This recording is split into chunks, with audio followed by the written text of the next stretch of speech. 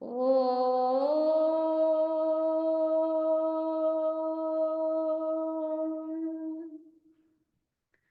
శుక్లాంబరధరం విష్ణుం శశివర్ణం చతుర్భుజం ప్రసన్నవదనం ధ్యాయేత్ సర్వవిఘ్నోపశాంతయే అఖండమండలాకారం వ్యాప్తం येन చరాచరం తత్పదం దర్శితం येन తస్మై శ్రీ గురవే నమః. ఓం గురుర్బ్రహ్మా గురుర్విష్ణుః గురుర్దేవో మహేశ్వరః గురు సాక్షాత్ పరం బ్రహ్మ తస్మై శ్రీ గురవే నమః.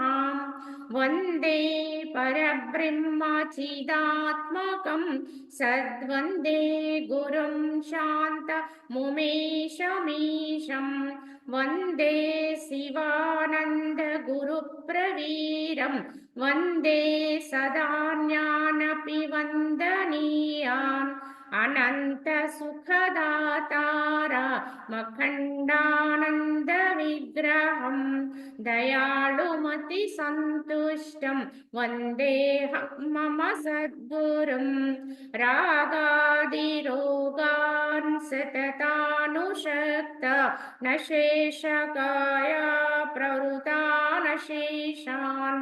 ఔసుఖ్యమోహారతిదాన్ జిఘానా యః పూర్వవైద్యాయ నమోస్తు తస్మై యః పూర్వవైద్యాయ నమోస్తు తస్మై. ఓం శ్రీరామచంద్ర పరబ్రహ్మణే నమః. శ్రీ వశిష్ఠ గీత. జీవుని యొక్క యథార్థ స్వరూపము ఆత్మయే. ఇటు జ్ఞానాన్ని గురించి వశిష్ఠుల వారు శ్రీరామచంద్రుల వారికి తెలియచేస్తూ, సమస్త పదార్థముల యందును స్థితి కలిగి ఉన్న ఆత్మరూపుడునగు నేను అకర్తను అనేటువంటి దృఢ భావనచే యథాప్రాప్తముగు కార్యము ఆచరించినప్పటికీ మనుషుడు దాని చేత అంటే ఆ కార్యాదుల చేత ఏమియూ అంటపడడు అన్నారు. సమస్త పదార్థములందు కూడా ఏదైతే నెలకొని ఉందో, స్థితి కలిగి ఉందో, అటువంటి ఆత్మరూపుడైనటువంటి నేను అన్నింట్లోనూ ఉండి కూడా నేను అకర్తను, ఏమీ చెయ్యని వాడను అనేటువంటి దృఢ భావన ఎవరిలో అయితే ఈ భావన నిశ్చయమైపోతుందో, దృఢపడిపోతుందో, అలా దృఢత్వంతో నేను అకర్తని, నేను ఆత్మనై ఉన్నాను అనేటువంటి భావాన్ని కలిగి ఉండి యథాప్రాప్తములైన కార్యాలు అంటే అప్పటికి ఏదైతే ప్రాప్తిస్తుందో, అంటే దాని గురించి ముందు వెనుక సంకల్పాలు లేనివాడే అప్పటికి ప్రాప్తించినటువంటి కార్యాన్ని ఆచరిస్తున్నప్పటికీ కూడా మనుజుడు ఆ కార్యాల చేత ఎట్టి వాని చేత కూడా అంటబడడు. కనుక అతను అకర్తయే.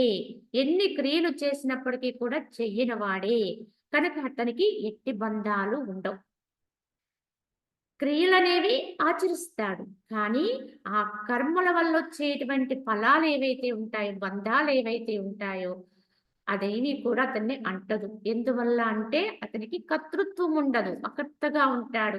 అన్నిట్లోనూ ఉంటాడు, కానీ నేనేమి చేయట్లేదు కనుక తానుగానే ఉంటాడు. నేను అకర్తని, నేను ఆత్మని అనే దృఢ భావనతో ఉంటాడు. కనుక అతను ఎన్ని క్రియాచరణ చేసినా చెయ్యని వాడి కిందే ఉంటాడు.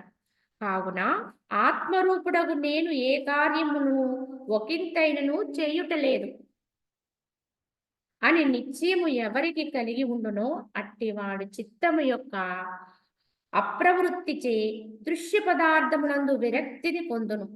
కనుకనే అతడు కార్యములు చేసినను వానిచే అంటబడ్డడు అన్నారు. కనుక ఆత్మరూపుడగు నేను అంటే నేను ఆత్మనే అనే భావంతో నేను ఏ కార్యము కూడా ఒకంతేను చేయటలేదు. దేహము దేహ కార్యాన్ని నిర్వర్తిస్తుంది కనుక దానికి యథాప్రాప్తంగా ఏదైతే ప్రాప్తిస్తుందో ఆ కర్మాచరణి ఒక బొమ్మ వలె దాన్ని కీర్చిన మరబొమ్మ వలె దాన్ని ఆచరించుకుంటూ పోతాడు. అంతే తప్ప లోపల దాని గురించి ఎట్టి భావన ఉండదు. కనుక నేనేమి చెయ్యట్లేదు అనే నిశ్చయము కలిగి అట్టివాడు చిత్తము యొక్క అప్రవృత్తి ఈ విధంగా నిశ్చయం కలిగి కర్మాచరణ చేసేవాడికి చిత్తము యొక్క ప్రవృత్తి ఉండదు. ఏ విషయాలందు కూడా వాడికి సక్తత ఉండదు. కావున అప్రవృత్తి చేత, ప్రవృత్తి లేకపోవడం చేత దృశ్య పదార్థములందు విరక్తి పొందును. అంటే వైరాగ్య భావంతో ఉంటాడు. కనుకనే అతడు ఎన్ని కార్యములు చేసినను చెయ్యనివాడే. కనుక క్రియలన్నీ ఆచరిస్తాడు, కానీ ఏమీ చెయ్యనివాడు ఉంటాడు అయి ఉంటాడు. అన్నీ చేస్తాడు, కానీ అతనికి ఏమీ అంటదు. కాబట్టి ఆత్మరూపుండగు నేను నిత్యము అకర్తను అనే దృఢ భావనచే పరమామృతమనబడే ఆ సమత్వమే శేషించుచున్నది. ఎవరైతే ఈ విధంగా నిశ్చయించుకుని ఆత్మరూపుండగు నేను నిత్యము అకర్తనే, ఏమీ చెయ్యని వాడినే అనేది అనేది గుర్తించి అనేటువంటి దృఢ భావన చేత ఎవరైతే క్రియాచరణ చేస్తూ ఉంటారో వారు పరమామృతమనబడేటువంటి ఆ సమత్వమే అంటే ఏంటి, ఇంక వారికి ఏమి దక్కుతుంది అంటే ఆ పరమామృతమే దక్కుతుంది. ఎవరైతే ఈ విధంగా అన్ని క్రియలు చేసి ఏమీ చెయ్యని వాడుగా అకర్తగా ఉంటాడో వారి లోపల పరమానందం ఉద్భవిస్తుంది, పరమ శాంతి కలుగుతుంది. కనుక ఆ సమత్వమే శేషిస్తుందంటే ఆత్మతత్వమే, భగవతత్వమే వారిలో శేషిస్తుంది, అదిగానే అయిపోతారు. కనుక ముందు భావన చేత నేను ఆత్మని, కనుక నేను దేన్ని చేయడము లేదు అనే దృఢ సంకల్పముతో నిశ్చయించుకుని ఆత్మగా ఉంటూ, అకర్తగా ఉంటూ, దేహాది క్రియలు, దేహం చేస్తున్న కర్మల్ని కర్మాచరణగా కావిస్తూ కేవలం సాక్షి మాత్రంగా తానుగానే ఉంటాడో వాడు క్రమేపీ ఆత్మానుభవ స్థితి, మొట్టమొదట భావనతో ఉంటాడు నేను ఆత్మని అని. కానీ తదుపరి అభావనతోటి, ఏ భావన అంటే నేను ఆత్మననే భావన చేయవలసిన అవసరం లేకుండానే అతడు ఆత్మగా పరిణమిస్తాడు. అంటే ఏమిటి, పరమానందం, ఆ యొక్క బ్రహ్మముగా అహం బ్రహ్మాస్మి అని ఎన్ని మార్లు అనుకున్నప్పటికీ కూడా బ్రహ్మం అవ్వాలి. అది ఎప్పుడు ఈ అహం బ్రహ్మాస్మి తత్వం సిద్ధిస్తే వాడు బ్రహ్మం అవుతాడు. కనుక నేను బ్రహ్మమునై ఉన్నాను అనుకుంటూ క్రమేపీ ఆ ఒక్క భావనతోటి ఎప్పుడైతే క్రియాచరణ జరుగుతూ ఉంటుందో క్రమంగా ఆ భావన చేయవలసిన అవసరం లేకుండానే, పనిగట్టుకుని ఇంకా భావము లేకుండానే భావసిద్ధి కలుగుతుంది. అంటే ఆ భావమే బ్రహ్మమవుతుంది, భగవంతుడవుతాడు.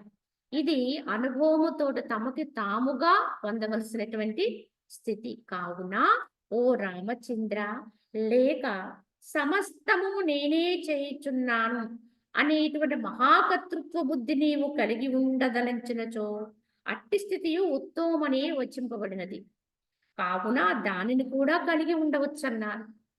ఇక్కడ 2 విధాలు చెప్పారు. ఒక్కటి, నేను బ్రహ్మము, నేను ఆత్మని, కనుక నేను ఏ క్రియ చేయటము లేదు, నాకు ఏ కర్తృత్వము లేదు, కనుక దేహము దేహాది క్రియలు ఆ దేహానికి వర్తించేటువంటి కర్మాచరణ చేస్తుంది, నేనే అనేటువంటి భావముతోటి క్రమముగా ఈ భావం సిద్ధిస్తే అన్నీ తొలగిపోగా బ్రహ్మమే శేషిస్తుంది. ఇది ఒక రకమైన ఉత్తమమైనటువంటి తత్వము. ఇంకా రెండో విధానములో ఏమిటి అంటే ఇది కూడా కలిగి ఉండొచ్చును అని చెప్పారు. అదెలా అంటే నేను బ్రహ్మమును, కావున సమస్తము బ్రహ్మమై ఉన్నది, కనుక అంతటా ఉన్నది నేనే, అన్నిటా ఉన్నది నేనే, కనుక అన్నీ చేస్తున్నది నేనే అన్నట్టుగా ఎప్పుడైతే అన్నీ చేస్తున్నది నేనే అంటే నా యొక్క శక్తిని నా యొక్క శక్తిని ఉపయోగించుకుని ఈ జగత్తంతా నడుస్తున్నది. కనుక నేను పరమ చైతన్యాన్ని, ఈ యొక్క నా చైతన్యం యొక్క ప్రభావము చేతే ఈ జగత్తంతా భాషిస్తుంది, ఈ జగత్తంతా క్రియాకలాపాలు ఆచరిస్తుంది అని ఎవరైతే గుర్తించి అక్కడుండి పలుకుతారో ఆ పలుకులు మహానుభావులు, కారణ జన్ములు పలికేటువంటి పలుకులు ఇవి. ఎందరో మహనీయులు ఈ విధంగానే గీతోపదేశాలు చేశారు. ఎక్కడుండి, బ్రహ్మతత్వములో ఉండి సర్వము నేనై ఉన్నాను, సర్వాంతర్యామినై ఉన్నాను, కనుక ఈ సమస్త జగత్తుకి ఆధారము నేనై ఉన్నాను సమస్త క్రియాచరణకి నేనే మూలమునై ఉన్నాను అనేటువంటి స్థితిలో, ఆ బ్రహ్మీభావ స్థితిలో అక్కడుండి పలుకుతారు. ఈ విధానం కూడా చాలా ఉత్తమమైంది. కనుక నేను ఏమీ చెయ్యటము లేదు, నేను ఆత్మనై ఉన్నాను, అకర్తను అనుకోవడము ఉత్తమమైతే, పరమ చైతన్య తత్వాన్ని అనుభవించి సమస్తము నేనై ఉన్నాను, అన్నిటికీ ఆధారము నేనై ఉన్నాను అనేటువంటి ఆ బ్రహ్మాస్మి స్థితిని అందుకోవడం కూడా ఉత్తమోత్తమే. కావున ఆహా, ఈ జగత్ సంబంధ భ్రమణంతను ఆత్మరూపుణగు నేనేమియు చెయ్యుటలేదు. కావున ఇక రాగద్వేషముల గురించిన ప్రసంగమే నాకెచ్చట, నాకంటే అన్యమైనది ఏమియూ లేనందున ఇక రాగద్వేషాలు నా యందు ఎట్లు జనించును. అవునా, ఈ జగత్ సంబంధ భ్రమణంతును కూడా ఆత్మరూపుణగు నేనేమీ చేయటలేదు. నేను అకర్తను. నేనేమీ చేయనప్పుడు, నేను అకర్తగా ఉన్నప్పుడు నాకు రాగద్వేషాల యొక్క ప్రసక్తియే లేదు. దేని పట్ల ప్రియము లేదు, అప్రియము లేదు. అంతా సమమే. కనుక నాకంటే అన్యమైనది ఏమీయూ లేనందున ఇంక అన్యంగా ఇంకొకటి లేదు. ఉన్నది నేనే. సమస్తము నిండి ఉన్నది నేనే. ఇక రాగద్వేషాలు నా యందు నాకెలా కలుగుతాయి? కనుక నాకంటే వినా ఇంకొకటి లేదు కనుక అక్కడ ఇంకొకటిగా రాగాన్ని పెంచుకోవడానికి కానీ, ద్వేషాన్ని పెంచుకోవడానికి కానీ ఆస్కారమే లేదు. నేనే సమస్తమై ఉన్నాను. ఇలా మన భావాన్ని ఇంకా ఇంకా శుద్ధి చేసుకుంటూ ఉండాలి. ఈ ప్రకారముగా ఆత్మ యొక్క అకర్తృత్వ లేక మహాకర్తృత్వ భావనలచే జీవునికి హర్ష శోకములు స్వయముగా విలీనముంద అత్తరి సమత్వమే అతనికి శేషించుచున్నది. ఈ విధంగా రెండు భావాలు చెప్పారు కనుక ఇక్కడ ఏమిటి? ఆత్మ యొక్క అకర్తృత్వం, ఏమీ చేయకపోవడం, లేదా మహాకర్తృత్వం అంటే అన్నిటికీ ఆధారం, అన్నిటికీ మూలము నేనై ఉన్నాను, అన్ని చేయటానికి ఆధారము నేనై ఉన్నాను.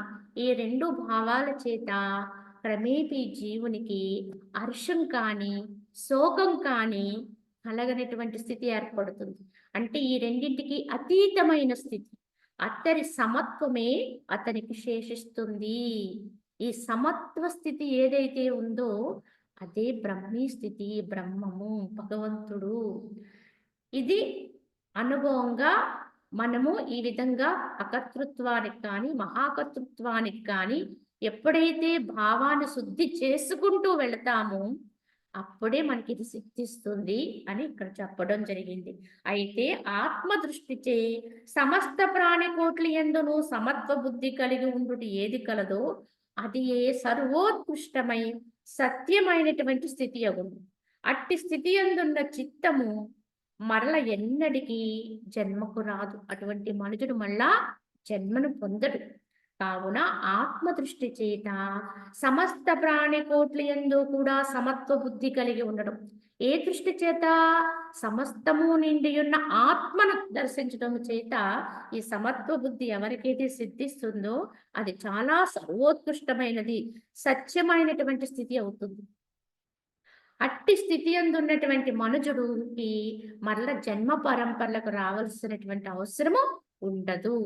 కనుక ఇక్కడిది ఇక్కడే భస్మం అయిపోతుంది. ఇక్కడ ఎక్కడా కూడా అతనికి కర్మశేషాలు మిగలవు.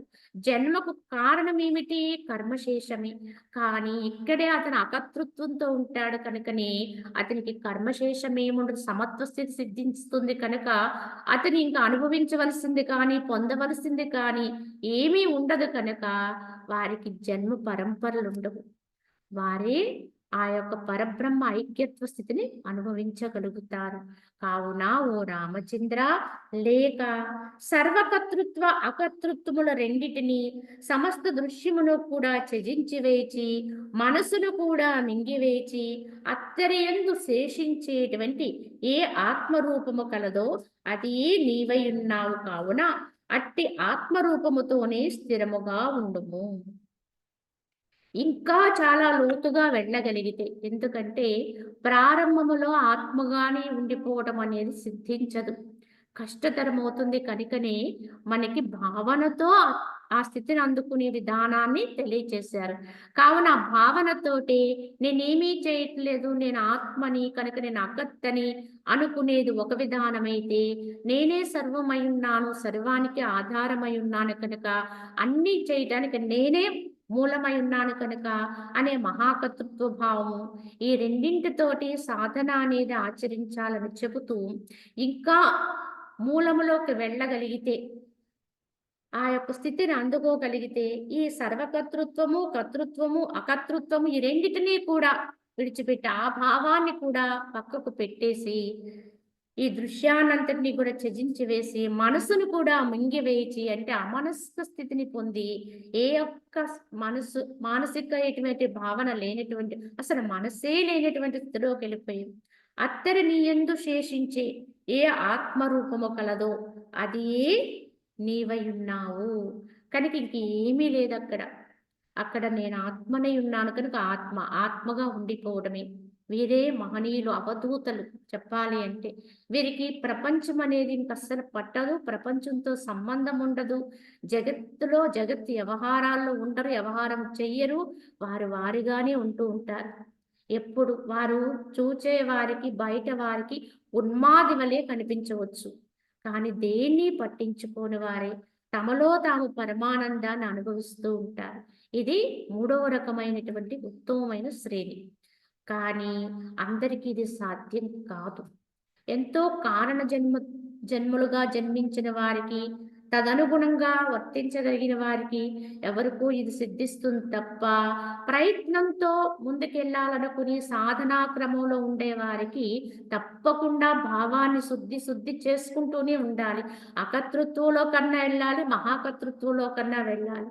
ఇలాగ భావాన్ని శుద్ధి చేసుకుంటూ, దీనికి ఎంతో ప్రయత్నము చేస్తూ, లోపల సాధన చేసుకుంటూ ఉంటే తప్ప ఈ యొక్క స్థితి సిద్ధించది, ఆత్మస్థితి.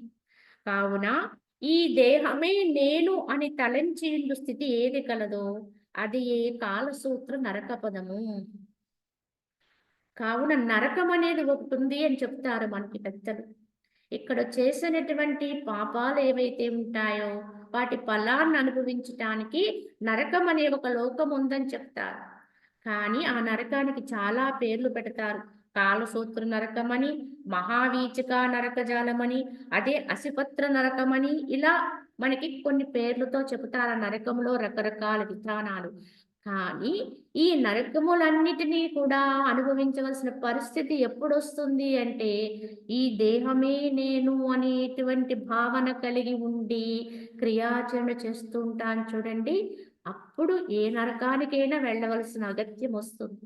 అసలు దేహమే నేననేటువంటి భావాన్ని ఎవరైతే ఈ దేహం ఉండగానే ఈ మనసును శుద్ధి చేసుకుని భావశుద్ధి కలిగి ఈ దేహభావంలోంచి ఆత్మభావంలోకి వెళ్ళగలుగుతారో వారికి నరకాన్ని చూసే అగత్యము పట్టదు. ఎందుకంటే వారు అన్ని కర్మలకి అకర్తగా ఉంటారు కనుక, ఏమి చెయ్యని వారే ఉంటారు కనుక. ఏమీ చేయని వాళ్ళకి ఫలాన్ని అనుభవించాల్సిన అవసరం కూడా ఉండదు. కనుక స్వర్గము, నరకము ఆ రెండింటితో అవసరమే లేదు యథార్థ స్థితికి వెళ్ళిన వాడికి. అయితే తనకు సర్వనాశము సంభవించును కూడా మనుజునిచే దేహ అహంభావ స్థితి సర్వ ప్రయత్నముల చేతను త్యజింపదగినదే అయి ఉన్నది. మరియు ఉత్తమమైనటువంటి వాడు దాన్ని మాంసము చేతగుని చండాల స్త్రీ వలె స్పృశింపకయే ఉండవలను అన్నారు. అస్పృశ్యత. కావున ఇక్కడ తనకు సర్వనాశనము సంభవించినప్పటికీ కూడా, అంటే ఇహములో ఏవో అనర్థదాయకమైనటువంటి ఫలాలను అనుభవించవలసిన పరిస్థితిలో కూడా మనుషులు చేపట్టవలసినటువంటి ఉత్తమోత్తమైనటువంటి భావన, ఉత్తమోత్తమైన ప్రయత్నం ఏమిటంటే దేహ అహంభావ స్థితిని విడిచిపెట్టడమే.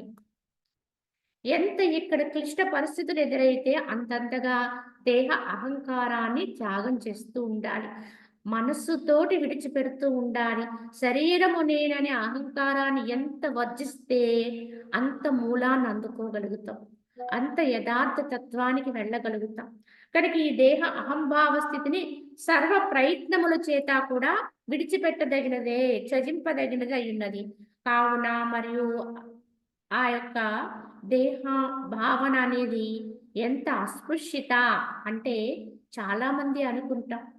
అంటరాని వారిని అంటితే అస్పృశ్యత. మైలు పడ్డాం అనుకుంటాం. కానీ అన్ని మైళ్ళ కంటే గొప్ప మైలేమిటి అంటే దేహ భావన కలిగి ఉండడమే. ఈ మాంసమయమైన ఈ దేహము నేను అనుకునే భావం ఉంటుంది చూడండి. ఇదే మనకి అసలైన మైల. కావున ఉత్తముడగువాడు దాన్ని ఎలా చూస్తాడంటే, మాంసమును చేతబూని ఉన్న చండాలు స్త్రీని స్పృశిస్తే ఎంత అస్పృశ్యతొస్తుందో, అంత అంటరానితనంగా చూస్తాడు ఈ భావాన్ని, దేహ భావాన్ని తెచ్చుకుంటే. కావున ఓ రామచంద్ర, స్వాధిష్టానముగు విశుద్ధాత్మయందు పొరవలే కప్పియున్న దేహ అహంభావము సుదూరముగా త్యజింపబడ మేఘరహితముగు చంద్ర ప్రకాశము వలె సర్వోత్తమైనటువంటి ఆత్మదృష్టి ఉదయించుచున్నది. అట్టి ఆత్మదృష్టి యొక్క ఉదయముచే మనుజుడు సంసార సాగరమును దాటివేయగలుగుచున్నాడు అన్నారు ఇక్కడ. కావున ఈ దేహ అహంభావ స్థితి ఎలా ఉంది అంటే ఈ యొక్క స్వాధిష్టానముగు విశుద్ధాత్మయందు స్వాధిష్టానం యొక్క అధీనములో ఉంటుంది ఈ దేహ అహంకార స్థితి. అందుకే యోగ ప్రక్రియ ద్వారా ఈ యొక్క బ్రహ్మతత్వాన్ని అందుకునే ప్రయత్నం కూడా జరగాలండి. కనుక ప్రాణాయామాది క్రియల ద్వారా సాధన అనేది ఉండాలి. కావున ఎవరైతే ఈ స్వాధిష్టానాన్ని దాటగలుగుతారో అటువంటి వారికి ఈ దేహ అహంకారాన్ని త్యాగం చేయటం అనేది చాలా తేలికవుతుంది. దేహాత్మ భావాన్ని విడిచిపెట్టడం అనేది. కావున ఈ విధంగా ప్రయత్నపూర్వకంగా అంటే దీనికి అనుగుణమైన సాధనలన్నీ ఆచరిస్తూనే ఉండాలి.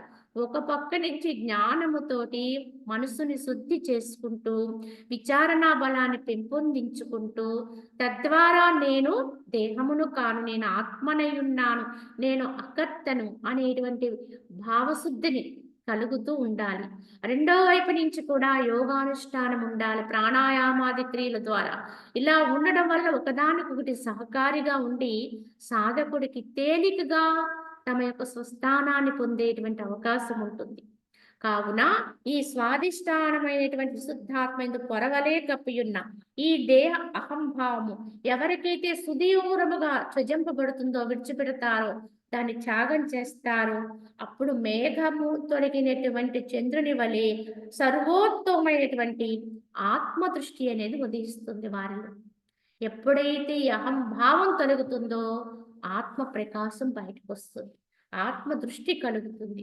అట్టి ఆత్మదృష్టి యొక్క ఉదయముచే మనుజుడు ఈ సంసారం అనే సాగరాన్ని అవలీలగా దాటివేయగలుగుతాడు. కావున ఆత్మయందు మా భావన స్థిరపడాలన్నా, ఆత్మదృష్టి కలగాలన్నా దానికి తగిన పరిశ్రమ చెయ్యాలి, సాధన ఉండాలి, దానికి తగినటువంటి నియమ పాలన చెయ్యాలి. ఆ విధంగా చేస్తేనే మనకి ఆ భావం సిద్ధిస్తుంది. సిద్ధించినా నిలవడానికి ఎంతో సమయం పడుతుంది. అయినప్పటికీ కూడా ఎడతెరిపి లేని ప్రయత్నం ఉండాలి సాధకుడికి. అప్పుడే దాన్ని ప్రాప్తింప చేసుకోగలుగుతాడు. కావున ఎవరైతే తన హృదయము నుండి సమస్త ఆశలను వాసనను పారద్రోలును అట్టి శుద్ధ అంతఃకరణుడు సమాధిని కాని లేక కర్మలను కాని పరిశీలించినను లేక శీలింపకున్నను ముక్తి భాగుడే, ముక్తుడే అవుతాడు. కావున ఎవరైతే తమ హృదయములోంచి ఈ విధంగా తమని తాము గుర్తించిన వారే, తమని ఆత్మగా భావించిన వారే, ఆత్మగా అనుభవాన్ని తెచ్చుకున్న వారే సమస్త ఆశల్ని వాసల్ని కూడా పారద్రోలుతారో, ఇక వాటిని పొందవలసిన అవసరం లేదని తెలుసుకుని వాటిని వదిలేస్తారు. అట్టి శుద్ధమైనటువంటి అంతఃకరణ కలిగిన వాడు సమాధిలో ఉండొచ్చు, లేక క్రియాచరణలో ఉండొచ్చు, ఈ యొక్క జగత్ వ్యవహారంలోనే ఉండొచ్చు. ఉండి ఈ కర్మలు చెయ్యొచ్చు, చేయకపోవచ్చు. ఈమె ఎలా ఉన్నప్పటికీ కూడా అతడు ముక్తుడే. వాడు కళ్ళు మూసుకుని కూర్చుని దేహాన్ని నిశ్చలంగా నిలిపేసి సమాధిలోకి వెళ్ళిపోవచ్చు, లేదా క్రియాచరణలో దేహాన్ని ఉంచొచ్చు. కానీ ఎలా ఉంచినా వాడు ముక్తుడే అని గుర్తించారు. కానీ ఇక్కడ స్థితి గొప్పదండి. సమాధిలో ఉన్నాడా, కర్తవ్యంలో ఉన్నాడా అనేది కాదు ప్రశ్న. వారి లోపల ఉండేటువంటి సిద్ధి ఎలా ఉందనేది గమనించాలి. కావున ఈ హృదయములో ఉండే యొక్క సమస్త ఆసనని వాసనని ఎవరైతే పారద్రోలి తమ ఆత్మగా అకర్తగా అవుతారో వారికే సిద్ధిస్తుంది ఎప్పటికైనా. కావున ఎవరి మనస్సు వాసనా రహితమై ఉండును అట్టి వానికి నైష్కర్మ్యము చే కాని, కర్మల చే కాని, సమాధి చే కాని, జపము చే కాని ఏ ప్రయోజనము ఉండదు. ఏ ప్రయోజనము లేదు అంటే అది చేసినా చేయకపోయినా వారు ఒక్కలానే ఉంటారు. ఎలా అంటే ఎవరి మనసైతే ఎట్టి వాసనలు లేకుండా ఉండే స్థితి. ఏంటండి ఎట్టి వాసనలు లేని స్థితి అంటే ఆత్మస్థితి. కనుక తను తాను తెలుసుకున్నటువంటి స్థితి, తనను అకర్తగా గుర్తించినటువంటి స్థితి ఎవరికైతే కలుగుతుందో అట్టి వారికి నైష్కర్మించే కాని అంటే ఏ కర్మని చెయ్యకపోవడం చేత కాని లేదా నిత్య కర్మాచరణ చేత కాని అంటే అన్ని కర్మల్ని చేస్తూ ఉండొచ్చు చెయ్యకపోవచ్చు సమాధిలో ఉండొచ్చు లేదా జపం చేసుకుంటూ ఉండొచ్చు ఏం చేసుకున్నా వాడికి ఒక్కటేనండి ఏ ఉపయోగం ఉండదు అంటే ఏమిటి వారు ఎలా ఉన్నా అలానే ఉంటారు వారు జపం చేస్తున్నారు కనుక ఇలా ఉంటారు సమాధిలో ఉన్నారు కనుక వాళ్ళు బ్రహ్మమై ఉంటారు వాళ్ళు క్రియాచరణ చేయడం లేదు కనుక ఉంటారు లేకపోతే కర్మాచరణ చేస్తున్నారు కనుక ఉండరు అనే భేదం ఉండదండి కర్మాచరణ చేస్తున్న నిత్య నైమిత్త కర్మలన్నీ ఆచరించుకుంటూ పోయినా లేదా సత్కర్మానుష్ఠానంగా యజ్ఞకర్మలుగా ఈ జగత్తులో ఎన్నో క్రియాచరణ చేస్తున్న వారైనా లేదా అసలు ఏ పనులు చెయ్యని వారైనా లోకహితార్థము అనేకమైనటువంటి ఈ సమాజ శ్రేయస్సు కొరకు ఎన్నో క్రియాచరణలు చేసేవారైనా లేదా సమాధిలో ఉన్నవారైనా వారి స్థితి మాత్రం ఒక్కలానే ఉంటుంది వారి లోపల తాముండేటువంటి స్థాయి ఏదైతే ఉందో అది ఎప్పుడు ఒక్కలానే ఉంటుంది వారే నిజమైన జీవన్ముక్తులండి వారే యథార్థమైనటువంటి ఆత్మజ్ఞాన సంపన్నులు కనుక వారు చేసేటువంటి క్రియలను బట్టి వారు ఉండేటువంటి విధానాన్ని బట్టి వారు ఏమిటని మనము నిర్ణయించలేము కానీ వారి లోపల ఉండే సహజ స్థితి తప్పకుండా వారి కర్మాచరణలో ఉన్న వాటి ఎందు పడుతుంది తప్పకుండా వారు చేసేటువంటి ఆ కర్మాచరణ ఎందు నిష్కామత్వం ఉంటుంది దాన్ని బట్టి గుర్తించవచ్చు కానీ వారు ఎప్పుడూ అకర్తలుగానే ఉంటారు ఎన్ని చేసినా ఎంత చేసినా ఏమీ చెయ్యని వారిగా ఉండిపోతారు చూడండి అది చాలా గొప్ప విశేషమైనటువంటి స్థితి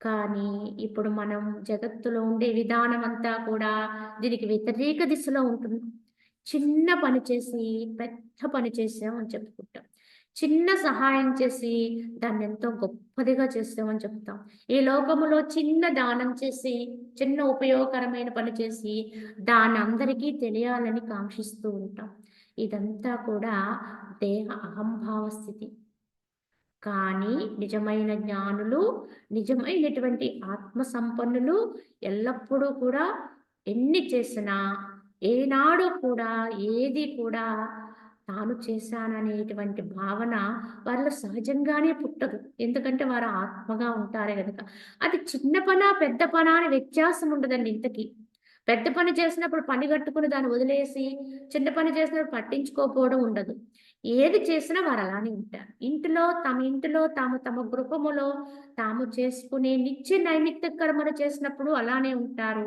బయట సమాజంలో చేసే పెద్ద పెద్ద కార్యక్రమాలు ఏమైనా చేసినా వారు అలానే ఉంటారు కనుక చేసే పనితో వారికి సంబంధం ఉండదు ఉంటున్నటువంటి స్థితినే వారు గుర్తించి ఉంటారు ఎప్పుడు జాగరూకతో ఆ స్థాయిలోనే ఉంటారు అది వారి యొక్క సహజ స్థాయి అయిపోతుంది అంటే వాళ్ళ ఆ స్థితిని పనిగట్టుకుని తెచ్చుకునేది కూడా కాదు ప్రారంభములో ప్రయత్నంతో దీన్ని సాధన చేసి సాధించుకున్నా క్రమంగా వారి సహజ స్థితి అది అయిపోతుంది మనం ఎలా అయితే ఇప్పుడు మనం బయట వ్యవహారంలో ఉంటూ నేనంటే పలానా వ్యక్తిని నా పేరు ఇది అని వెంటనే తడుముకోకుండా ఎవరు అడిగినా ఎలా అయితే అది స్ఫురణకు వచ్చేసి దాన్నే చెప్తూ ఉంటాం నేను పలానా వ్యక్తిని నా పేరు ఇది నా ఊరిది నాకు సంబంధించిన విధి అని ఎలా అయితే నువ్వు విశ్వసించి వీటిని వెంటనే స్ఫురణలో ఉంచుకుని చెబుతున్నావో అలాగే ఆత్మజ్ఞాన సంపన్నులకి ప్రతి క్రియందు అంటే అనునిత్యము కూడా తాము ఆత్మనే అయ్యున్నాననే స్ఫురణలోనే ఉంటారు అది తెచ్చుకునేది కాదు సహసిద్ధమైపోతుంది ఇదే యథార్థ జ్ఞానం అంటే కావున ఓ రామచంద్ర, శాస్త్రములన్నీయు మేము బాగుగా విచారించితిమి, మరియు చిరకాలము ఆత్మజ్ఞులతోటి పరస్పర సంవాదము ద్వారా ఆ తత్వమును బాగుగా దృఢమనర్చుకుంటుమి. కానీ ఎన్ని విచారించినను వాసనను సంపూర్ణముగా త్యజించి మౌనముగా ఉండుట కంటే, అంటే నిర్వికల్పాత్మయందు స్థితిని పొంది ఉండుట కంటే ఉత్తమమైన పదము ఇంకొకటి ఎద్దియునో మాకు అనిపించలేదు అని వశిష్ఠుల వారు చెప్తున్నారు ఇక్కడ. ఏమని, ఓ రామచంద్ర, ఇదంతా నేను ఇప్పటికిప్పుడు నీకు చెప్పే జ్ఞానము కాదయ్యా. అనేక శాస్త్రాలన్నిటినీ కూడా బాగుగా విచారణ చేశాం. మరియు చిరకాలము ఎందరెందరో ఆత్మజ్ఞులతోటి పరస్పర సంవాదము ద్వారా, విచారణ ద్వారా ఆ తత్వమును బాగుగా దృఢపరుచుకున్నాం. కానీ అనుభవంగా గ్రహించింది ఏమిటంటే, ఎన్ని విచారించినప్పటికీ కూడా వాసనని సంపూర్ణముగా త్యజించకపోతే, అంటే అన్నిటికీ కూడా చివరికి విచారణ ద్వారా తేలింది ఏమిటంటే, వాసనని సంపూర్ణముగా త్యజించి మౌనముగా ఉండుట కంటే, మౌనం అంటే ఇది మనసుకు సంబంధించిన మౌనం. మనసు ఊరకుండుట కంటే, మనసుకి ఏ ఆలోచనలు లేకుండుట కంటే, కనుక అదే మహామౌనం అండి. అన్ని వాసనల నుంచి, అన్ని సంకల్పముల నుంచి బయటపడినటువంటి మనస్సు, ఆత్మగా అయిపోయినటువంటి మనస్సు, అదే మౌనం. కనుక అలా ఊరకుండుట కంటే, మౌనముగా ఉండుట కంటే, అంటే నిర్వికల్పాత్మయందు స్థితిని పొంది ఉండుట కంటే ఉత్తమమైనటువంటి పదవి అనేది ఇంకొకటి ఏది కూడా మాకు కనిపించలేదు. ఎన్నో రకాల తర్క వితర్కాలు, ఎన్నో విచారణలు, ఎందరితోటో ఈ యొక్క సత్సాంగత్యాలు, ఇలా ఎన్నో చేసి చివరికి నిర్ధారణ చేసిన స్థితియే ఈ యొక్క ఆత్మస్థితి. కనుక మనస్సు మౌనములోకి వెళ్ళడం కంటే కూడా ఉత్తమమైన స్థితి మరొక్కటి లేదు. ఎన్ని రకాల అభ్యాసాలు చేసినా, ఎన్ని రకాల యోగాల ద్వారా ప్రయత్నము చేసినా, అన్ని సిద్ధాంతాల్లోనూ కూడా అంతర్గతంగా దాగి ఉన్న పరమ సత్యం ఏమిటంటే, మనసుని మౌనంలోకి తీసుకెళ్ళడమే.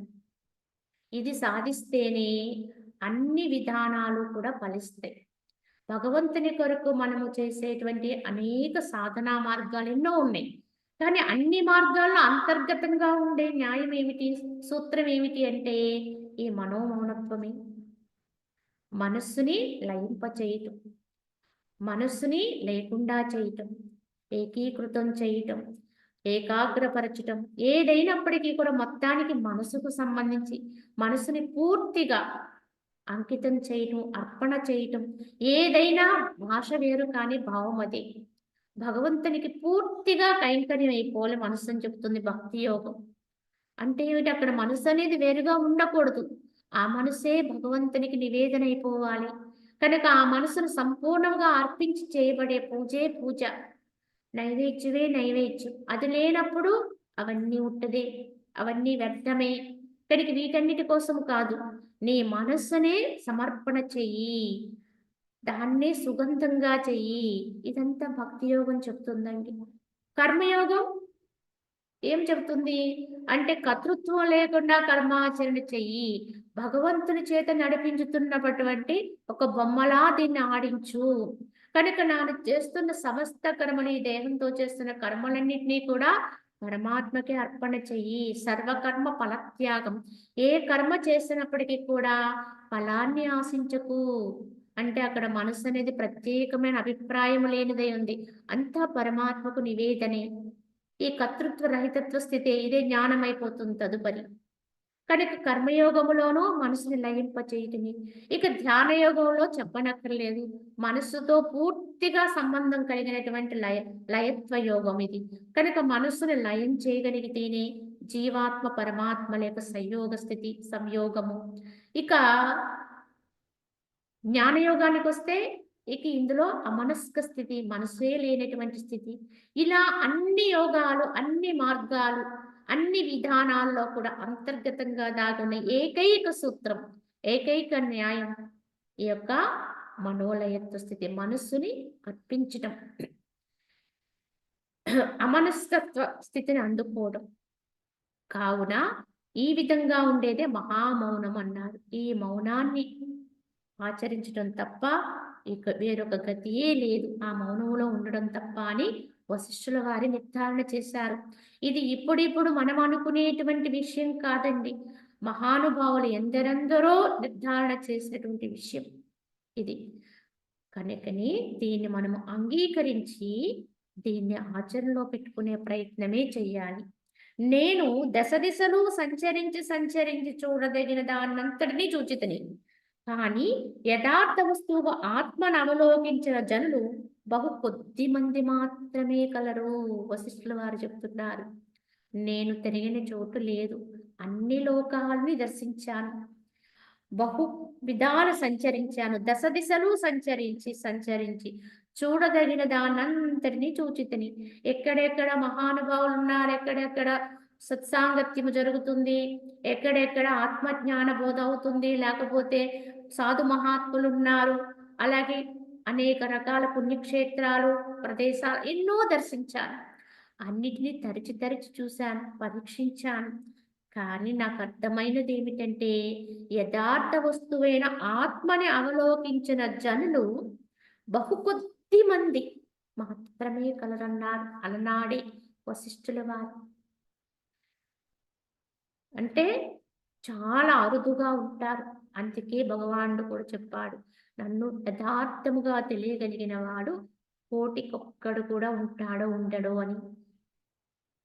కావున ఇలాగా ప్రయత్నించేవారు చాలా వరకు ఉండొచ్చు, కానీ తరించిన వారు చాలా అరుదుగా ఉంటారు. కానీ ఎప్పటికైనా ఈ ప్రయత్న పరుల్లో ఏ ఒక్కరైనా ఆ స్థితికి చేరుకోగలుగుతారు, తరించారు. అసలు ప్రయత్నమే లేకపోతే ఎప్పటికీ కూడా మనము వారిలో ఒక్కరం కాలేము. కావున ప్రయత్నం ఫలించినా ఫలించకపోయినా మనస్సు లేని స్థితిలోకి వెళ్ళడానికి, అకర్తగా ఉండడానికి, కర్తృత్వం లేకుండా ఉండడానికి, ఆత్మగా ఉండడానికి మనకి ఆ ప్రయత్నం అనేది చేస్తున్నప్పుడు ఎన్నో రకాల విఘ్నాలు వస్తాయి, ఆటంకాలు వస్తాయి. పదే మనసు పడిపోతూ ఉంటుంది. ఎంత మనము దాన్ని నిశ్చలం చేసుకుంటూ ఉంటామో అంతది దూసుకు వెళ్ళిపోతుంది మరలా. ఇదంతా కూడా ప్రయత్నించే వాడికి అర్థమవుతుంది. అయినప్పటికీ కూడా విసుగు విరామము లేకుండా నిరంతర ప్రయత్నం చేస్తూనే ఉండాలి. దానికి తగిన ఉపాయాలు ఎక్కడెక్కడ దొరుకుతాయని వెతుక్కుంటూ ఉండాలి. ఎవరు చెబుతారా అని అటువంటి సాధు మహాత్ముల కొరకు వెతుకుతూ ఉండాలి. ఇదే విధానంలో జీవనాన్ని గడుపుకోవాలి. కానీ ఏదో ఒక రోజుకి తప్పక ఫలిస్తుంది. కనుకనే వశిష్ఠుల వారు కూడా చెబుతున్నారు, పూర్తిగా ఆత్మతత్వంతో ఉన్నటువంటి జనులు చాలా బహు కొద్ది మంది ఉంటారు అని చెప్పారు. ఈ ప్రపంచమున ఏది కనిపిస్తుందో అది ఇష్ట అనిష్టముల కంటే వేరు కాదు. అద్దాని కొరికే జనులు ప్రయత్నించుచున్నారు కానీ తద్భిన్నమై అవిషయమైనటువంటి అంటే దృశ్య విషయము కానటువంటి ఆత్మ కొరకు మాత్రము ప్రయత్నము చేయడం లేదు జనులు. ఈ జనుల యొక్క విధానం అంతా కూడా వశిష్ఠుల వారు ఆనాడే కళ్ళకి కట్టినట్టు. అంటే ఎప్పుడూ ఉందండి ఈ అజ్ఞానము జ్ఞానము రెండు విధాల. కనుక అలనాడు కూడా ఇదే పరిస్థితి. ఇప్పుడు మనకి దీన్ని తెలుసుకునేవారే లేరనుకుంటున్నాం, కానీ వశిష్ఠుల వారంతటి వారు ఉన్నటువంటి కాలములోనే ఈ స్థాయిలో ఉన్నవారు బహు కొద్ది మంది. కావున జనుల యొక్క స్థితి ఎలా ఉన్నది అంటే, ఈ ప్రపంచములో ఏది కనిపిస్తుందో అదంతా కూడా ఇష్టానిష్టాలకు సంబంధించింది. కొంత ఇష్టమైతే కొంత అయిష్టం అవుతూ ఉంటుంది, అంతే తప్ప అన్యము కాదు. కనుక జనులందరూ కూడా దాని కొరికే ప్రయత్నాలు చేస్తున్నారు. కానీ దానికి దానికి భిన్నమైనటువంటి అవిషయము అంటే ఏ విషయము కానటువంటి అంటే దృశ్య విషయము కానటువంటి ఆత్మ కొరకు మాత్రం ప్రయత్నము చేయటం లేదు ఎవ్వరు. దాని కొరకు ఈ భౌతికములో వీటి కొరకు చేసే ప్రయత్నములో కొద్ది శాతం కూడా ఆత్మ కొరకు ప్రయత్నించుట లేదు అన్నారు. కనుక జనులు ఏ వ్యవహారములు ఆచరించుచున్నారో అవన్నీయును అనాత్మభూతముకు దేహము కొరకు మాత్రమే కాని ఆత్మ కొరకు ఏమీ కావన్నారు. జనులు ఇప్పుడు చేస్తున్న వ్యవహారాలన్నీ కూడా ఏమేమి చేస్తున్నారు అవన్నీ కూడా అనాత్మభూతమైనటువంటి దేహము కొరకు, దేహ సంబంధం కొరకు, పనికిరానటువంటి అంటే నీకు తోడ్పాటు చేయనటువంటి, నీ ఆత్మని ఉద్ధరించడానికి పనికిరానటువంటి దీని కొరకే, దేహము కొరకే మాత్రమే కానీ, ఆత్మ కొరకైతే ఎవ్వరేమి చేయటం లేదు. ఎవ్వరేం ప్రయత్నించటం లేదు. ఎవ్వరూ దీనికోసం కష్టపడటం లేదు. సాధన చేయటం లేదు. ఎంతో సునాయాసముగా అంటే పట్టుకోగలిగితే దీంట్లో కిటుకు సునాయాసమే. అందుకోలేకపోతే బహు కష్టం ఇది. అయినప్పటికీ కూడా ఎంత మాత్రము ప్రయత్నమైతే మాత్రం చేయటం లేదు. పాతాళమునందును, బ్రహ్మలోకమందును, స్వర్గమునందును, భూతలమందును, ఆకాశమందును ఆత్మను అవలోకించిన అంటే ఆత్మ సాక్షాత్కారం పొందిన జనులు కొలది మంది మాత్రమే కలరు అన్నారు వశిష్ఠుల వారు.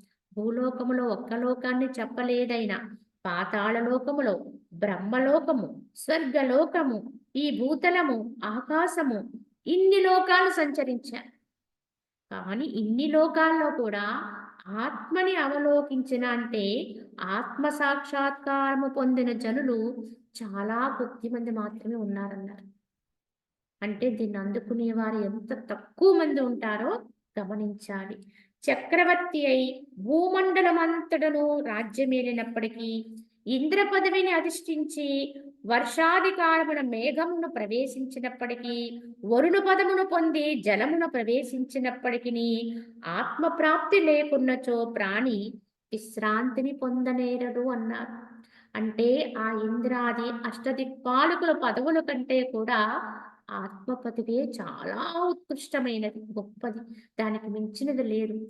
కానీ అదే చెబుతూ ఒకవేళ చక్రవర్తిగా ఉండి భూమండలం మొత్తాన్ని పరిపాలించినప్పటికీ, అలాగే స్వర్గాది లోకాన్ని పాలించి ఇంద్ర పదవిని పొందినప్పటికీ, అలాగే వరుణదేవుడుగా మారిపోయి ఆ వర్షానికి ఆధారంగా ఉన్నప్పటికీ, ఇలా ఎన్ని రకాలైన విధానాల్లోనూ ఆధిపత్యాన్ని చలాయించినప్పటికీ కూడా అశాంతి మాత్రం పోదు.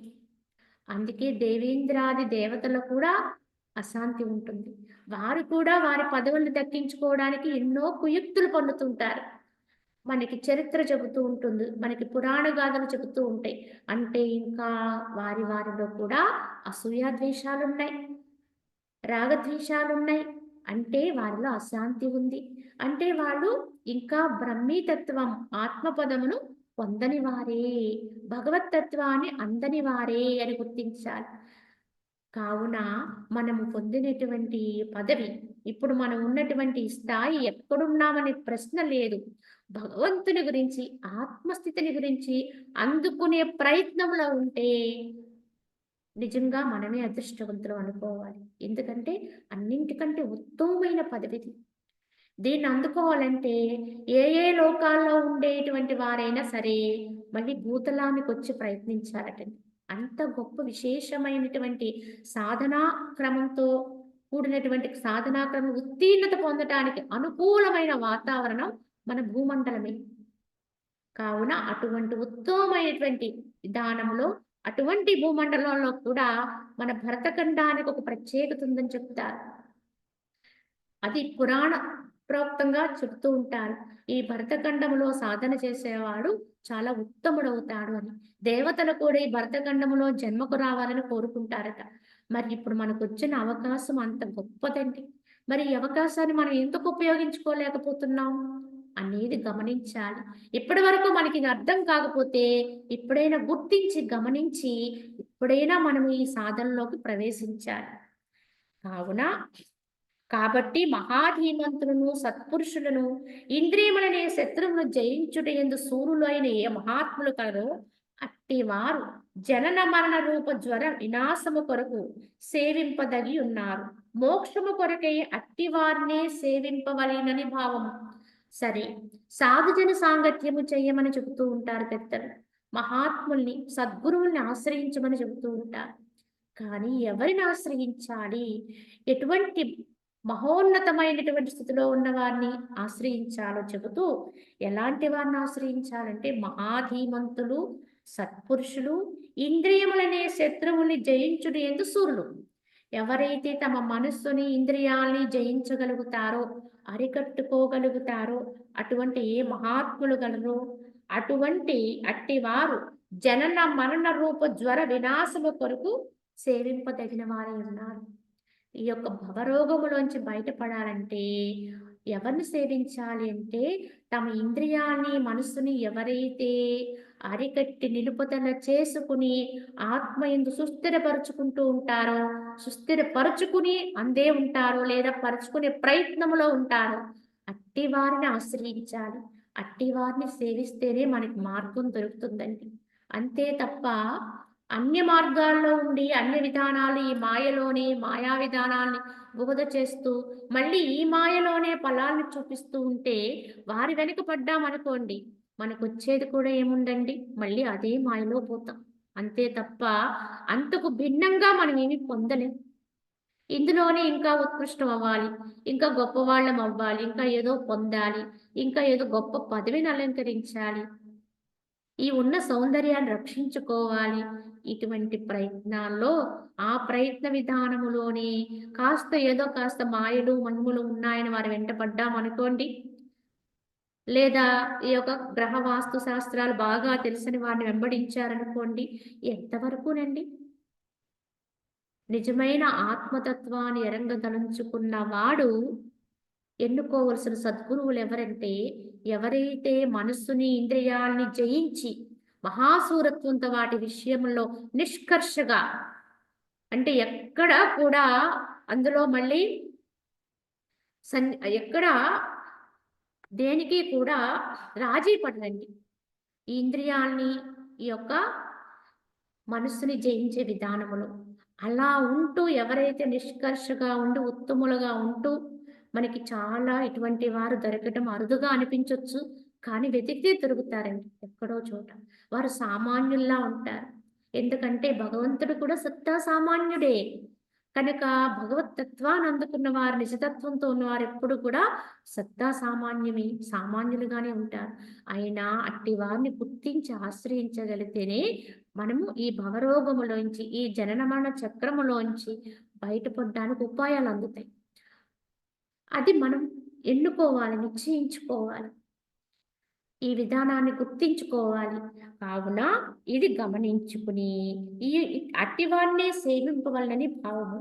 పాతాళమున కాని, భూతలమున కాని, స్వర్గమున కాని, అంతటను పంచభూతములే కాని ఆరో వస్తువేదియు లేదు. అట్టిచో దేరబుద్ధి గల మనుజుడు ఇవేకి ఇక దేనియందు ప్రియత్వాన్ని కైకొన్ను. కనుక ఏ లోకములో చూసినా ఎంత గొప్ప విధానంలో చూసినా, ఎక్కడ చూసినా పంచభూతాత్మకమైనదే తప్ప అన్యం కనిపించడం లేదు. కనుక ఏ వస్తువులైనా పంచభూతాలే. ఈ పంచభూతాలు ఎక్కడివి? పరమాత్మ యొక్క సృష్టిలోవి. ఈ ప్రకృతి యావత్తు కూడా, ఈ జగత్తు యావత్తు కూడా.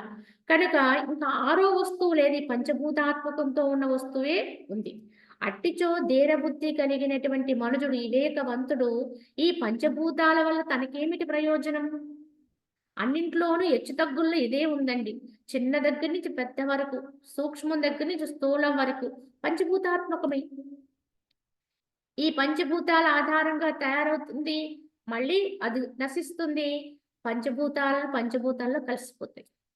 వాస్తవానికి ఏమీ నశించట్లేదండి. యథార్థంగా చెప్పాలంటే పరమాత్మ యొక్క సృష్టి విధానములో ప్రారంభములో ఏర్పడినటువంటి పంచభూతాలే సృష్టికి ఆధారం. కనుక ఈ పంచభూతాల యొక్క సమ్మేళనంతోటే ఈ జగత్తంతా ఏర్పడింది. దృశ్యమంతా ఏర్పడింది. ఈ వస్తు సముదాయం అంతా ఏర్పడింది. అన్నింటిలోనూ కూడా ఈ పంచభూతాలే నిండి కూర్చబడి ఉన్నాయి భౌతికంగా. వాటిలో అంతరంగా ఉన్నది పరమాత్మ చైతన్యమే. కానీ భౌతిక తత్వంతో మాత్రము పంచభూతాత్మకంగా ఉంది. కానీ ఈ పంచభూతాలకు కూడా చెప్పాలంటే నాశనత్వం అనేది ఈ జగత్తు ఉన్నంత వరకు ఉండదండి. ఎలా అంటే ఉన్నప్పుడు వస్తు రూపంగా ఉంటాయి. నాశనమైనప్పుడు విచ్ఛిన్నమైపోయి ఏ భూతం ఆ భూతంలో లయమవుతుందండి. అంతెందుకండి మన యొక్క జడం, ఈ యొక్క దేహము కూడా పంచభూతాత్మకం అని చెప్తారు. ఇది కూడా ఒక వస్తువేనండి. ఇది ఉన్నంత వరకు, ప్రాణంతో ఉన్నంత వరకు, చైతన్యం ఉన్నంత వరకు ఇది సజీవంగా ఉంటుంది. కనుక ప్రకాశంగా ఉంటుంది. ఆ శక్తి యొక్క ప్రభావం వల్ల ఇదంతా కూడా నూతనంగా చక్కగా భాషిల్లుతూ ఉంటుంది.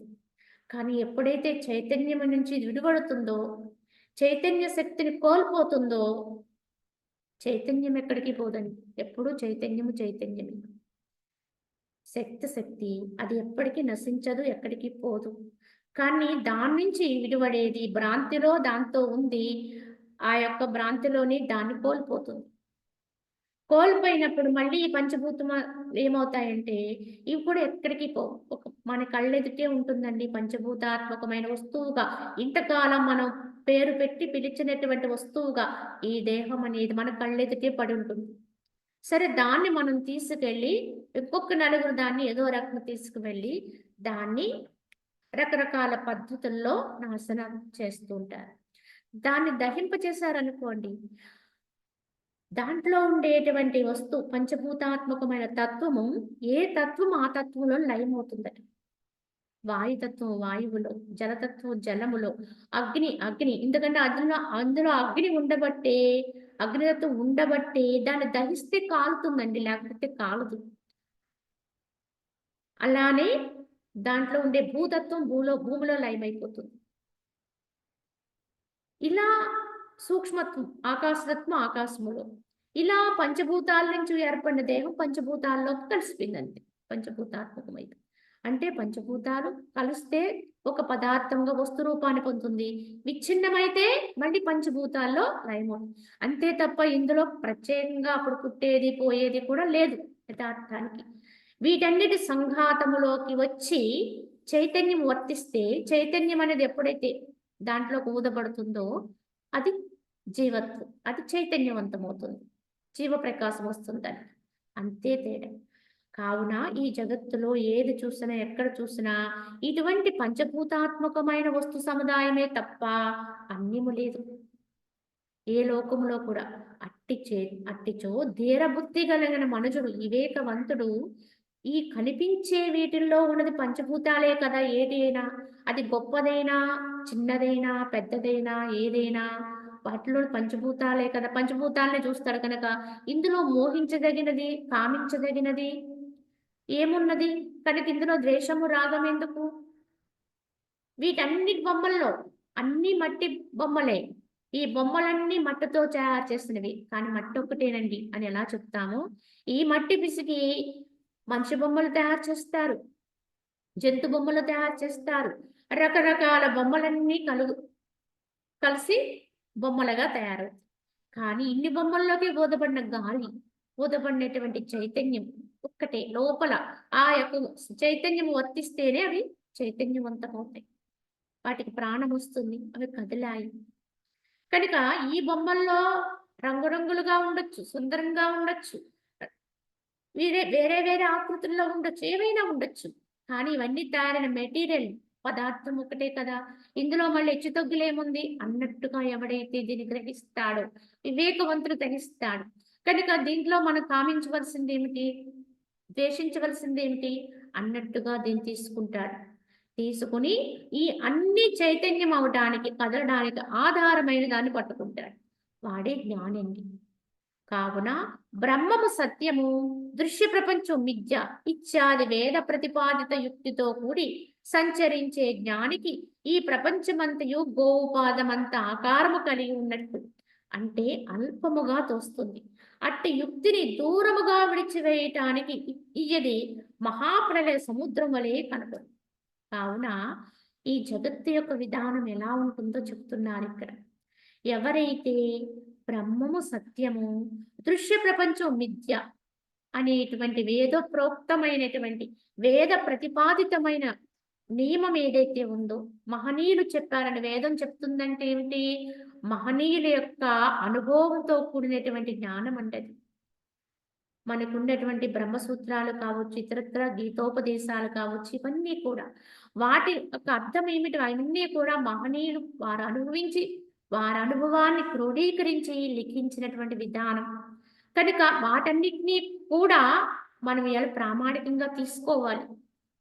కనుక ఏ ఒక్క మనిషి అయితే, ఏ ఒక్క వివేకవంతుడైతే ఈ యొక్క ప్రామాణికాన్ని ఆధారంగా చేసుకొని మహనీయులు చెప్పారు కనుక, వేదం ప్రతిపాదించింది కనుక బ్రహ్మము సత్యము, జగత్తు మిథ్యా, జగత్ అనేది లేదు, భగవంతుడే సత్యం.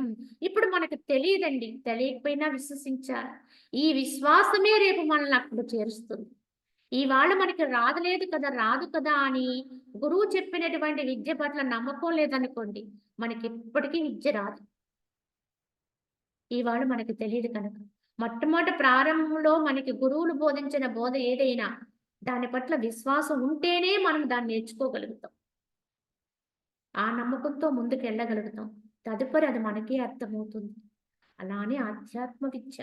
కనుక ఇది వేద ప్రతిపాదితమనే యుక్తితో కూడి సంచరించే జ్ఞానికి ఆ విధానములోనే ఆ ప్రభావంతో ఉండి బ్రహ్మమే సత్యము జగత్తు మిథ్య అన్నట్టుగా ఎవరైతే అకర్తృత్వంతో ఉంటారో, ఆ విధానములో జీవిస్తూ ఉంటారో, గడుపుతూ ఉంటారో, వారికి ఈ ప్రపంచమంతా కూడా, ఈ దృశ్య జగత్తంతా కూడా ఎలా అనిపిస్తుంది అంటే చాలా చిన్నదనిపిస్తుంది. అంటే గోవు పాదం అంత అనిపిస్తుంది అన్నారు. అంటే ఏమిటి? చాలా స్వల్పం ఇది. చాలా అల్పము. దీన్ని దాటడం గూడా పెద్ద కష్టమేమీ కాదు. ఇది మాయ మాయ, ఇది ఎలా అంత గొప్పదంటున్నారు. కానీ ఎవరైతే బ్రహ్మము సత్యము జగత్తు మిథ్య అనే సూత్రాన్ని పట్టుకుంటారో, సూత్రానికి అనుగుణంగా వర్తిస్తూ ఉంటారో, వారికి మాత్రం ఈ జగత్ విధానం, జగత్తంతా కూడా చాలా అల్పమైపోతుంది. స్వల్పమైపోతుంది. కనుకనే ఇది గోవుపాదంగా అనిపిస్తుంది. కానీ సామాన్యుడిగా ఉంటూ ఇటువంటి యుక్తిని తెలుసుకోకుండా, దానిని విశ్వసించకుండా, ఈ యొక్క జగత్తులో పడి అదే సత్యం అనుకుంటూ ఆ భ్రాంతిలోనో పడి జీవిస్తూ ఉంటారు చూడండి. అటువంటి వారికి ఇది ఎలా అనిపిస్తుందంటే మహాప్రళయ సముద్రం వలె కనపడుతుంది. గోవుపాదం ఎక్కడ? మహాప్రళయ సముద్రము దాటడం అంటే ఎంత కష్టం, అసలు దుస్సాధ్యం, అసాధ్యం. ఎలా అనుకుంటామో అలాగే ఈ జగత్తు మాయాదిని దాటడం అంటే అంత కష్టమని భావిస్తారు. కనుక దాని వైపు చూడరింక. కనుక అందులో పడే కొట్టుకుంటూ ఉంటారు. కావున అపరిచ్ఛిన్న ఆత్మానందాన్ని అనుభవించే విశాల చిత్తుడగు జ్ఞానికి కదంబ ఫల సదృశమైనటువంటి అల్పమగు ఈ బ్రహ్మాండమంతయు సంప్రాప్తించినప్పటికీ అయ్యది అతనికి ఏమి వసంగగలదు, అతడు దాని యందు ఏమి అనుభవించగలుగుతాడు. కావున ఈ కదంబ ఫలమందు దోమల యొక్క భోగ్యముల వలె ఈ అల్పతరమగు బ్రహ్మాండమున తుచ్చములైనటువంటి ధనధారాది భోగములను జ్ఞాని వాంఛింపడని భావము అన్నారు. ఇక్కడ మేడి పండండి ఇది.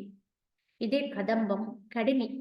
ఈ కడిమి ఫలమందు ఏముంటుందండి అంటే లోపల ఏమి మేడి పండు చూడు మేలిమయ్యుండు, పొట్ట విప్పి చూడు పొదుగులుండు అని వేమన గారు చెప్పారండి. ఇంతకీ లోపల బయటికి పండు అందంగా ఉంటుంది. కానీ విచ్చి చూస్తే అసహ్యకరంగా లోపలంతా కూడా గూళ్ళు గూళ్ళుగా ఉంటుంది తప్ప గుడ్డులు గుడ్డులు, అది తినడానికి పనికొచ్చేది కాదు. దాన్ని ఎవరు కూడా భక్షింపరు. కానీ భోగ్యం ఈ ఈ యొక్క బ్రహ్మాండములో కూడా, ఈ జగత్తులో కూడా అనేక రకాల భోగాలు, భాగ్యాలు, ఏవో ధనాలు, ఇలా దారాది సుఖాలు అన్నీ ఉంటాయి. కానీ ఇదంతా అజ్ఞాన దృష్టితో చూచే వాడికి అది చాలా గొప్పదిగా అనిపించొచ్చు. కానీ జ్ఞానికి మాత్రం ఇది కదంబ వృక్ష ఫలమే. కనుక మేడిపండులా తెలుసుకుంటాడు. లోపలేమీ లేదు ఇందులో. దీంట్లో మోహించవలసింది, కామించవలసింది, పొందవలసింది ఏమీ లేదు. అసేకరము అని గుర్తించి దాని యందు ఏ రాగము లేనివాడై ఉంటాడు. కనుక ఎవరైతే ఈ ఆత్మానందాన్ని అనుభవిస్తూ ఉంటారో విశాల చిత్తుడైన జ్ఞానికి ఈ జగత్తంతా కూడా కదంబ ఫలం వలె కనిపిస్తుంది. లోపలేమీ సారము లేదు. దీంట్లో ఏమీ కూడా మనం ఇష్టప్రియంగా చూడదగింది ఏమీ లేదు. వాంఛింపదగింది ఏమీ లేదు. కనుక ఎందుకు దీని పట్ల మోహం అని దాన్ని వదిలేస్తూ ఉంటాడు. ఇదే వైరాగ్య భావన. కావున ఓ రామచంద్ర, ఇట్టి అల్ప జగత్తునందు రాజ్యాది సుఖముల కొరకి మూడులచే కావింపబడేటువంటి లక్షల కొలది యోధుల వినాశనమునకు హేతుభూతములకు సమరక్రియలు దయాళముకు తత్వజ్ఞాన దృష్టి యందు నింద్యములయగునని నేను తలంచెదను. సరే, ఇంకా వశిష్ఠుల వారు కొంచెం దిగి వచ్చి చెప్తున్నారు. రాజ్యాది భోగాలు కావాలని చెప్పి రాజులు సమరం చేస్తూ ఉంటారు.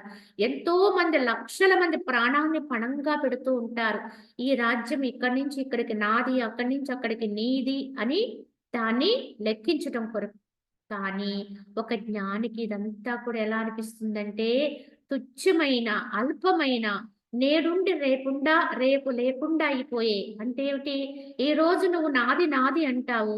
కానీ రేపొద్దున అది ఇంకొకడిదవుతుంది. ఈ భూమాత ఎన్ని మారులో నవ్వుకుంటుందట. ఏమని? ఎందరో రాజులు, ఎందరో ప్రజలు నా కొరకు వారు కొట్టుకుని, తన్నుకుని, యుద్ధాలు చేసి ఎందరో చనిపోయారు.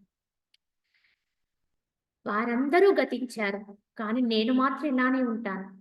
నేను ఎందరిదాన్నయ్యానో, ఎన్ని మారులు మారానో అంటుందట.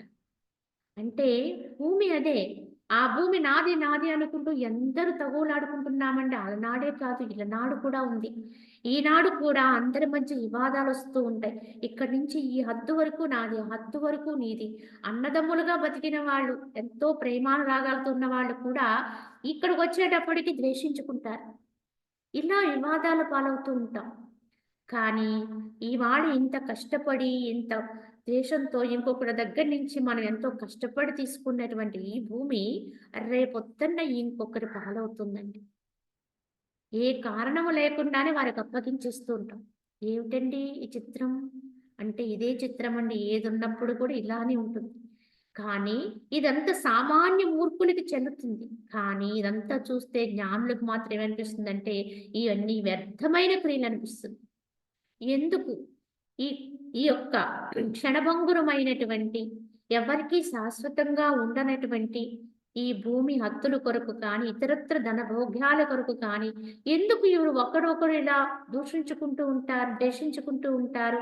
అనేక మంది, లక్షల మంది నీ ప్రాణాలను పణంగా పెడుతున్నారు. ఇదెంత వ్యర్థ కర్మ అనిపిస్తుందంటే జ్ఞానికి. కనుకనే వారు ఏ యొక్క ప్రాణి హింసను సహించరు. మనకి చరిత్రలో చెప్తారు అశోక చక్రవర్తి. ఈయన ఒకప్పుడు ఆయన చక్రవర్తిగా బతికినన్నాళ్ళు బతికాడు కనుక రాజ్య పిపాసతో ఉండేవాడు. రాజ్యాన్ని విస్తరింప చేసుకోవాలి, ఇంకా పెంచుకోవాలనుకున్నాడు. అనుకుని ఆయన ఆ యొక్క ఆ రాజ్యకాంక్షతోటి యుద్ధాలు చేసి అనేక లక్షల మంది ప్రాణాల్ని పణంగా పెట్టేశారు. కానీ చివరికి ఆయనలో ఎక్కడో ఆ పుణ్యబలం ఉండబట్టి ఆయనకి బుద్ధుడు తారసపడ్డాడండి. ఈ అశోక చక్రవర్తి. ఎప్పుడైతే బుద్ధుడి యొక్క దర్శనం ఆయనకు అయ్యిందో, ఆయన ఎప్పుడైతే హితోపదేశం జరిగిందో, క్రమంగా ఆయన లోపల ఉండేటువంటి అంతర్గత జ్ఞానం, ప్రజ్ఞ మేల్కొంది. తనలో తనే ఆత్మవిచారణ చేసుకున్నాడు ఆయన. చేసుకుని అప్పుడు దాన్ని గమనిస్తాడు. నేను ఇప్పటి వరకు చేసింది ఎంత అజ్ఞానపూర్వకమైన క్రియ. కేవలము ఈ రాజ్యము కోసమా, ఈ భూమి కొరకా నేను ఇంతవరకు ఇంత దుష్కర్మాచరణ చేస్తున్నాను. అయ్యో, ఇది పశ్చాత్తాపడ్డాడు. అప్పటి నుంచైనా నేను శాంతియుతంగా ఉండాలని నిశ్చయించుకున్నాడు. ఇది కూడా ఒకందుకు మంచిదేనండి. కనీసం అప్పుడైనా తెలుసుకున్నాడు. క్రమేపీ అతను యుద్ధాన్ని పూర్తిగా నిలుపుదల చేశాడు. శాంతి స్థాపన చేశాడు. ఎంతో ధర్మబద్ధంగా ఈ యొక్క రాజ్యాన్ని పరిపాలించాడు. శాంతిని నెలకొల్పాడు. ఎక్కడైతే అంతకుముందు అశాంతి ఉండేదో అక్కడ శాంతిని నెలకొల్పాడు. అతని గుర్తుగానే ఇప్పుడు మనము అతని గుర్తుని ఇప్పుడు కూడా చిత్రించుకుంటున్నాను ప్రామిసరీ నోటు మీద. అశోక చక్రవర్తి యొక్క ఆయన ఇచ్చినటువంటి ధర్మచక్రం. కావున ఈ విధంగా బుద్ధుని చేత అతను ప్రబోధితుడయ్యి శాంతిని నెలకొల్పాడు. కానీ అతను తన తప్పిదం తెలుసుకున్నాడు కనుక. కానీ అసలు తప్పిదము తెలియకపోకుండానే ఎంతో మంది ఇలానే జీవిస్తున్నామండి. అజ్ఞాని చేసే పోకళ్ళన్నీ జ్ఞానికి వ్యర్థ క్రియలు అనిపిస్తాయి. ఇవన్నీ చూస్తూ ఉంటే జ్ఞానికి అనిపిస్తాయి. కానీ జ్ఞాని అంతటినీ ఒక రకంగా చూస్తాడు కనుక దేన్ని ప్రత్యేకంగా ద్వేషించడు. యథార్థాన్ని మాత్రం గ్రహించుకుని ఉంటాడు. ఎప్పుడూ కూడా అహింసని ప్రబోధం చేస్తూ ఉంటారండి. జ్ఞానతత్వంతో ఉన్నారు. ఏ ప్రాణిని హింసించవద్దని చెప్తూ ఉంటారు. ఏ ప్రాణికి హాని చేయొద్దని చెప్తూ ఉంటారు. అన్ని ప్రాణుల్లో ఉన్నది నేనే, సర్వుల్లో దాగి ఉన్న ఆత్మ చైతన్యమే భగవంతుడు, దీన్ని గుర్తించమనే ప్రబోధం చేస్తూ ఉంటారు. ఎవరైనా సరే, భక్తులైనా జ్ఞానులైనా పరాభక్తిత్వం పొందితే చివరికి అన్నమాచార్యుల వారు ఇచ్చిన వాళ్ళందరూ భక్తులు అనుకుంటాం. వాళ్ళు చెప్పింది కూడా ఇదే జ్ఞానం అండి. వారి భక్తి పరాభక్తి అయినప్పుడు వారందరూ ప్రబోధం చేసింది ఇంతే. బ్రహ్మమొక్కటే, పరబ్రహ్మమొక్కటే అనేటువంటి మరి ఆ విధానములో వారు ప్రబోధం చేశారంటే, ఈ జగమంతా నిండి ఉన్న పరమసత్యం ఒక్కటని గుర్తించారు కనుక. కావున ఏ మార్గంలోంచి వచ్చినా చివరికి జ్ఞాన మార్గంలోకొస్తారు, సత్యం గుర్తిస్తారు, చివరికి యథార్థాన్ని వెలుగెత్తి చాటుతారని మనం దీన్ని బట్టి గుర్తించాలి. ఇందులో మిగతా అంశాన్ని రేపటి భాగంలో తెలియజేసుకుందాం. హరి ఓం తస్సత్.